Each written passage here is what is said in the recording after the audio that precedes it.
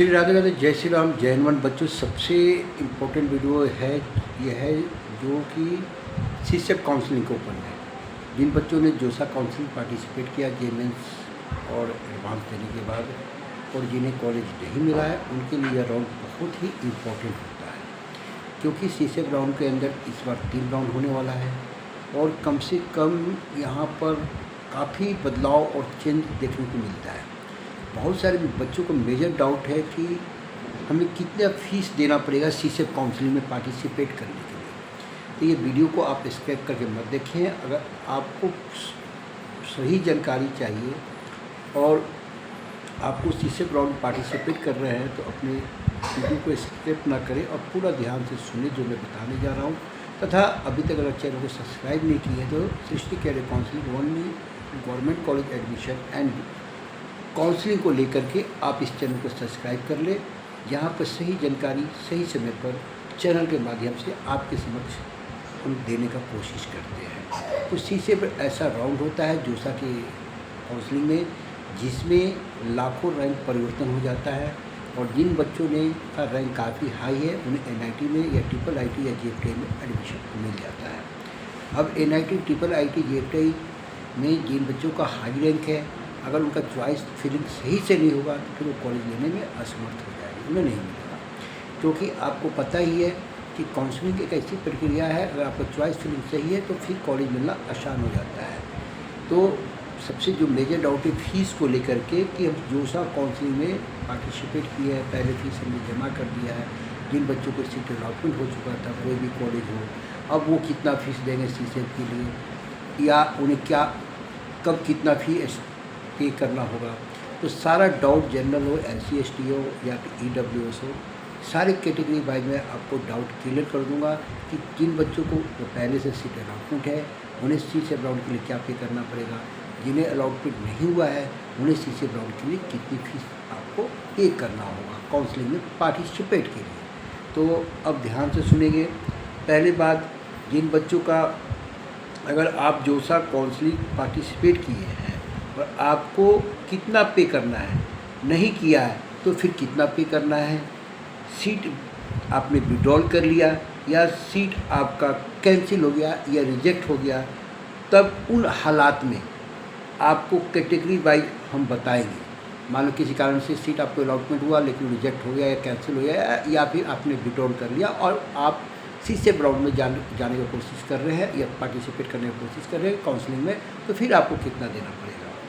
अभी सीसेट होने वाला है, आपको पता ही है।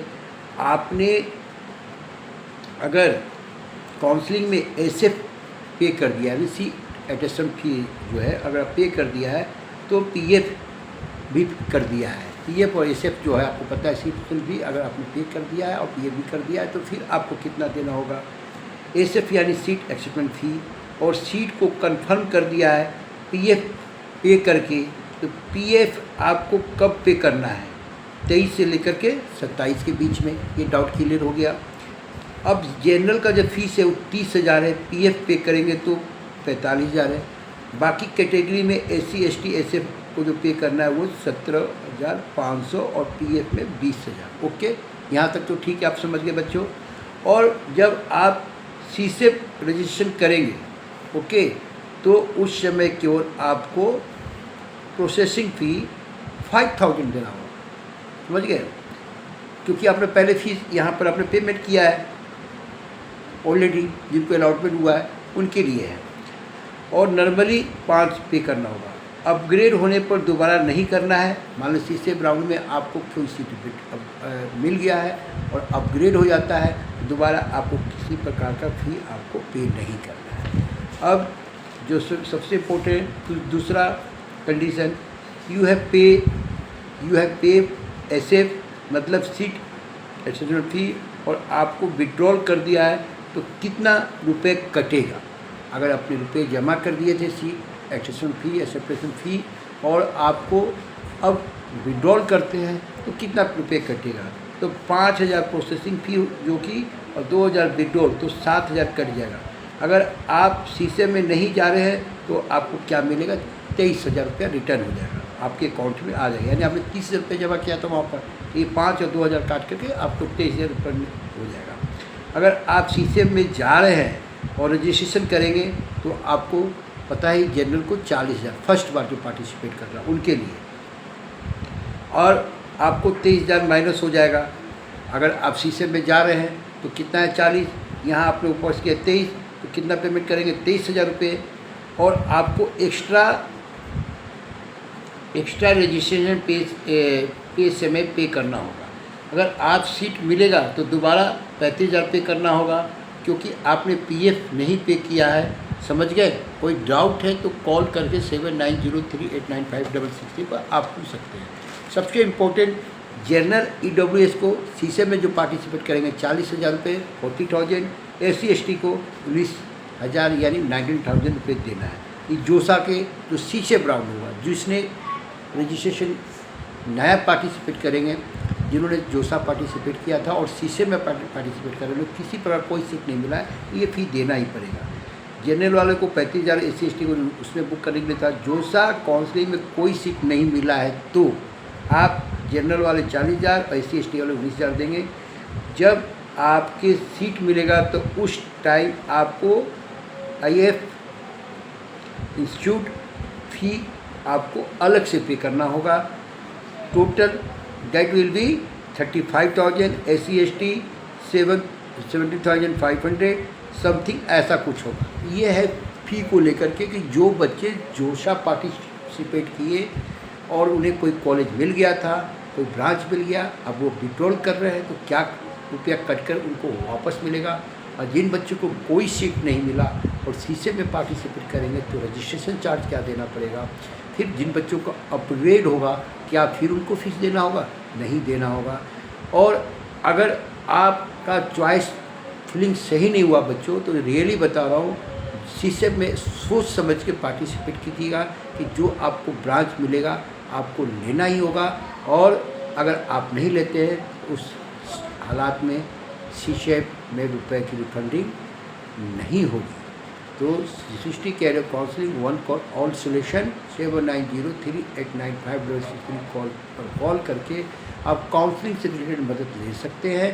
और चॉइस फिलिंग का PDF आपको WhatsApp पर हम सेंड कर देंगे। आपका अगर मान लें कि CSEP में आपको कॉलेज नहीं मिल पाया किसी कारणवश, आपका रैंक काफ़ी है, तो बहुत सारे स्टेट कॉलेज में भी लास्ट में मॉपल राउंड या स्पॉट राउंड होता है, जहाँ पर आपको पार्टिसिपेट करवा करके मैं आपको गवर्नमेंट कॉलेज में 100% एडमिशन दिलाने का कोशिश करता हूँ, और ये कोशिश हमेशा सफल हो ही जाती है। तो अगर आप अपने दोस्तों के बीच अगर इस चैनल को अब तक शेयर नहीं किया तो कर दें। हाँ, साथ में एक इम्पॉर्टेंट मैसेज कि जिनके फादर फौज में है या पैरामिलिट्री फोर्सेज में या पुलिस डिपार्टमेंट में, उनको मैं अपने चैनल के माध्यम से काउंसलिंग फ्री करता हूँ। आपको बता सकता हूँ अकॉर्डिंग क्या आपके लिए सही है और क्या आपको करना उचित होगा। तो अभी तक चैनल को सब्सक्राइब ना किए हैं तो कर लें और दोस्तों के बीच में शेयर करें, और कृपया करके थंब को पक्का थोड़ा सा आप भी प्रेस कर दें। थंब को प्रेस करने में आपको जाता नहीं है, एक बार घंटा को बजा दें, जो कौन सा घंटा जो यूट्यूब में थंब नहीं है। तो प्लीज़ अपने दोस्तों के बीच से ज़्यादा से ज़्यादा शेयर करें, चैनल को सब्सक्राइब करें। और बहुत सारी जानकारियाँ आपको लगता है कि मुझे जानना है काउंसलिंग को लेकर के, तो आप हमसे संपर्क कर सकते हैं। डिस्क्रिप्शन में मोबाइल नंबर आपको मेंशन किया हुआ मिल आता है। तो चैनल को यहीं पर विराम देता हूँ, और चैनल को लाइक करें, सब्सक्राइब करें। जय हिंद। कोई भी फ़ी को लेकर डाउट है, CSEP राउंड में पार्टिसिपेट को लेकर, इसके लिए वीडियो था विशेष, में कल वीडियो लेकर किसी और टॉपिक पर आऊँगा। जय हिंद, जय भारत।